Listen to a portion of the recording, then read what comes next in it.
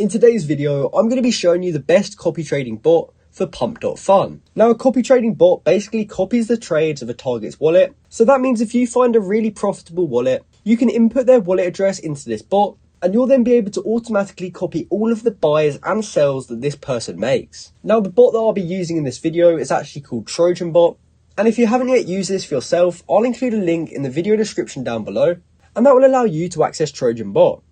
Now, if you don't know how to use this bot, I have actually made a tutorial on how to use it, so feel free to watch that if you're confused. However, once you have set this up and you type start, you'll be able to see all of these different options. And we want to look for this option, which is copy trade. Now, when we click on that, it brings open this interface, and we can actually set up a new copy trade by clicking new. And from there, we can start filling in all of this information. So the first thing we need to do is enter in the target's wallet. So we need to find a wallet which we want to copy trade. Okay, so I've found a random wallet address here, and let's just say we wanted to copy trade this person. What I can do is open up their wallet on SolScan, and I can then copy this wallet address right here.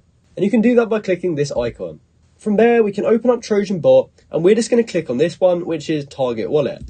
Now it says enter the target's wallet address, so we're going to paste in that wallet address that we just got, and we're going to click enter.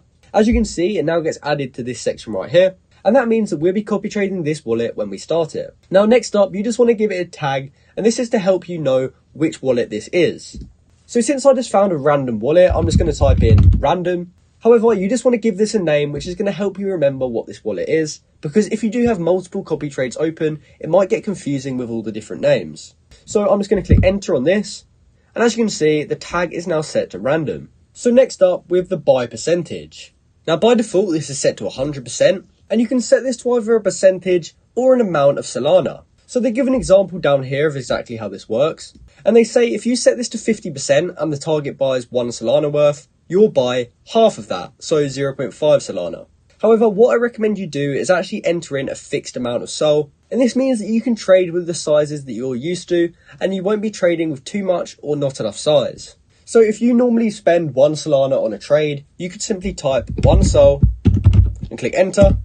And as you can see, the buy amount is now set to 1 SOL, meaning whenever your target wallet buys, you will buy it with 1 Solana. Next up, we have copy sells, and we want to make sure we have this set to yes. By turning this on, that means we can also copy the sells of the target's wallet. So when they buy and sell, we can copy their trades. Next up, we have buy and sell gas. And if you're copy trading someone who isn't that well known, I'd recommend leaving these how they are.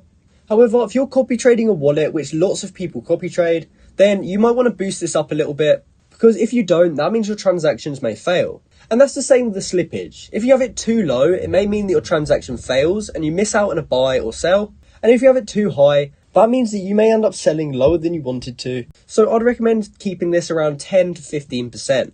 So next up, we can click advanced features. And we want to make sure exclude pump fund tokens is set to no, because if it's set to yes, that means we won't be able to copy trade on Pump.Fun.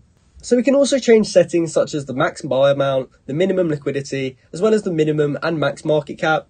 However, personally, I leave these as they are, as I don't think they're needed. But once you've entered all this information in, we can go ahead and click add. As you can see, the wallet we added is now on our list, and the emoji next to it is green, which indicates the copy trade setup is active. So that means whenever this person buys or sells, we will now be copy trading them with those settings that we added.